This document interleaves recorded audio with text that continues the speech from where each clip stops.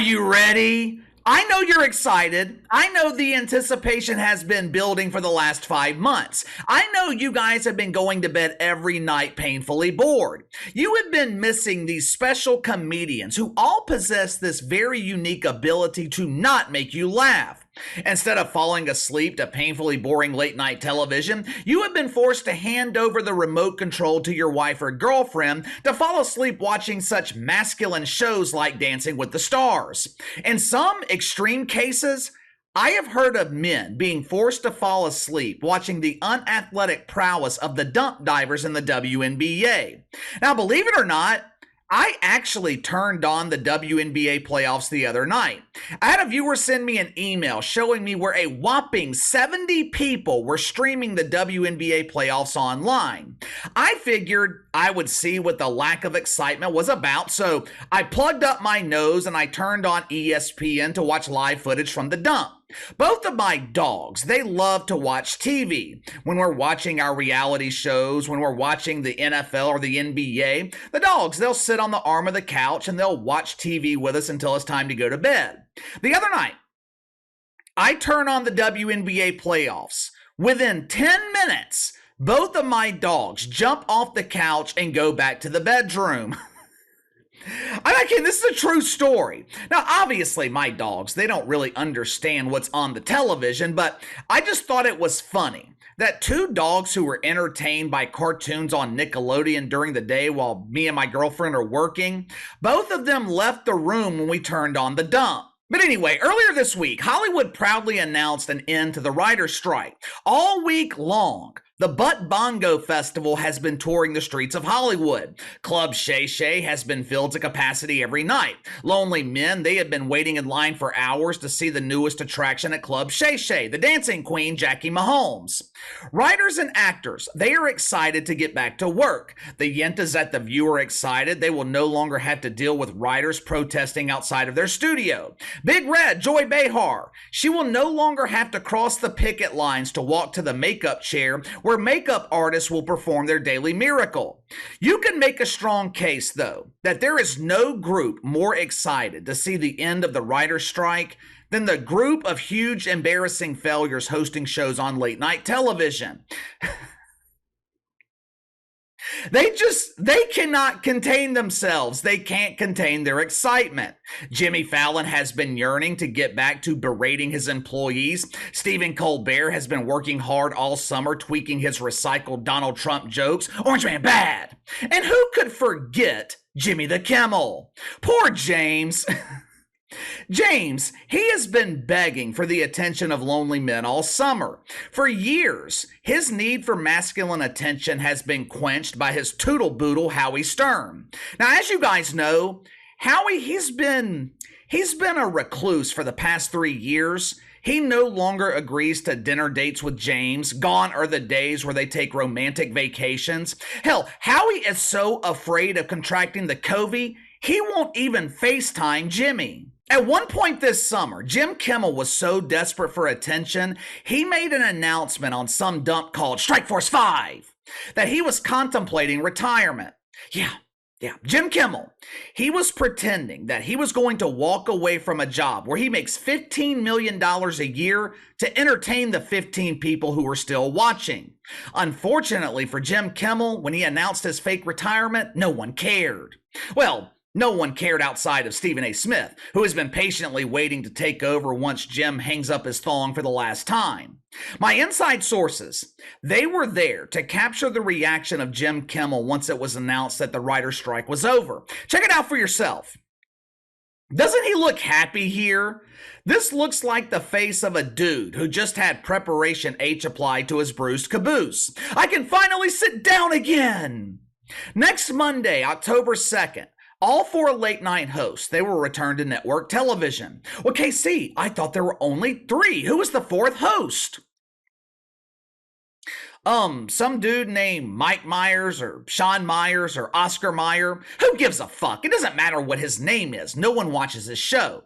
The two Jimmys and Colbert, they will have a little bit of their late night thunder stolen from them because Johnny Oliver, he's going to be returning to HBO on Sunday night 24 hours before they're set to return. Johnny Oliver, he is excited to return. Jim and Jim are excited. Colbert is ready to excite the woke boner. The writers are ready. Production is ready. The question is, though, are you ready? Are you excited? The bigger question is, are the television networks excited about this? Unless something drastically changes, I believe we are in the final years of late night television. But KC, CBS just extended Stephen Colbert's contract. He will be on for another 3 years. Yeah. And if he happens to make it through his contract, it will be his last 3 years. If and when the genre of late night TV is canceled, the television networks, they are going to blame two things: ratings and ad revenue. But the thing is, both of those are just symptoms to the real problem. Ratings and ad revenue don't drastically decline for no reason. Back in 2015, David Letterman, he was averaging around 3 million viewers, and he was being criticized by the mainstream media for drawing what they considered to be low ratings. During the final years of Jay Leno, he was averaging almost 4 million viewers. Now, you could combine the audience of this trio of huge embarrassing failures in modern late night television, and you would not reach Jay Leno's audience. Now, most people will blame shit fuckery for the ratings decline. Most people will blame the host for being baptized and born again and becoming proud members of Woke United Methodist. And look, that is definitely a part of it. The consumption of the woke wiener has turned away millions of viewers. But the biggest problem in late night television is the host. These dudes are not funny. Let me show you a couple of examples here. You tell me if this is entertaining. Roll the film. Little Don Jr. is on Twitter, and yesterday he gave his followers a sneak peek at Daddy's new social media project. It's called Truth Social, and he announced it's time for some truth. You may notice this new site looks almost exactly like Twitter. It took him who knows how many millions of dollars in a year to change a blue check mark to a red check mark. I'm sounding the alarm, Jimmy. I didn't know we had an alarm.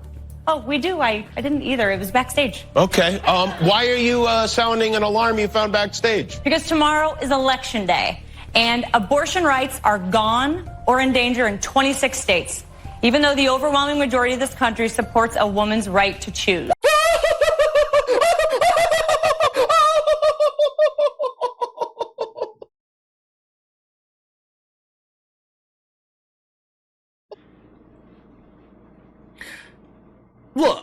Look, I'm sure Jimmy Kimmel's wife is a lovely woman. I didn't recognize her without the long curly hair and the name tag that says Howie, but I'm sure she's a lovely woman and a great mother. Does that mean I want her lecturing me about abortion when I'm looking to be entertained before falling asleep? No. It would be one thing to make jokes about Donald Trump if they were also making jokes about John Biden. Well, Casey, don't you mean Joe Biden? No, I mean John Biden. When he does something to earn proper name pronunciation, I'll refer to him as Joe. It would be one thing to joke about Trump if the jokes were a bit more balanced with Biden jokes. Hell, the Biden jokes write themselves. That's what made late night television so great. Leno and Letterman, they made fun of both sides. That's what made their show so appealing. They didn't play favorites. Today, it is the complete opposite, which is why ratings have declined by 50%. That's what happens when you alienate half the country. Your ratings drop by 50%. Since 2016, advertising revenue in late night television has declined by 60%. What happened in 2016? Donald Trump won the Republican nomination and was eventually elected president. Throughout 2016, late night hosts, they were used as a way to convince people to not vote for Donald Trump. How'd that turn out for you? 2016, almost $1 billion was spent by companies to advertise on late night shows. Last year, this trio of huge embarrassing failures, they had that number down to a cool $342 million.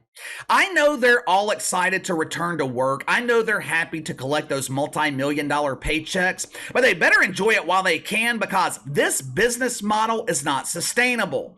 This genre is dying a slow, painful death. Late night TV is very, very expensive to produce. Each show has over 100 people on staff, easily. Maybe that number is closer to 200. The hosts are making $15 million a year. Got to fly in guests, put them in 5-star hotels. The budget for James Corden's show of embarrassing failure, it was around $65 million a year to produce. If I had to guess, the main shows are probably closer to 100 million. All of these shows combined, they are only generating $342 million in ad revenue. Do the math. These networks, they went from making hundreds of millions of dollars in profit to making next to nothing. How long do you think that can last? How long will NBC, ABC, CBS, how long will they produce these shows that are not making money? 15 years ago, the genre of late night television was at its peak. E had Chelsea the Coat Handler. Comedy Central had The Daily Show with Jon Stu. TBS had Conan O'Brien and George Lopez. Eventually, TBS replaced George Lopez with some doofus named Samantha Bee. Hey, my name is Sam B. I'm a comedian. Want to hear a joke? Pull my finger. Sam B was canceled due to low ratings, never replaced. Conan is no longer on TBS, I think because he makes more money through his podcast and traveling show. CBS didn't replace James Corden. Jon Stu handed The Daily Show to Travis Noah. Well, KC, don't you mean Trevor Noah? No, motherfuck, I don't. I mean Travis Noah. Jon Stu handed The Daily Show to Travis, who buried it in the woke cemetery. Show went from averaging 1, maybe 2 million viewers every night to 200,000 or 300,000. All of these shows no longer exist. The Daily Show is barely clinging to life. Does this sound like a thriving industry to you? Does this sound like an industry with a bright future? Letterman and Leno, they handed these dudes the golden goose. They handed them a cash cow. And what did they do with it? They turned it into the golden cucumber. None of these late night shows are entertaining. None of these shows have any comedic value. The one thing they all have in common, they're all painfully boring. I'm sure I'm going to have one shit fuck in my comments section. They'll get millions of views on YouTube, though. Yeah, they do. You know who doesn't care about that? Their networks, their bosses. All they care about are the television ratings. Millions of views on YouTube means nothing to NBC. That's pennies on the dollar compared to what they should be making on television.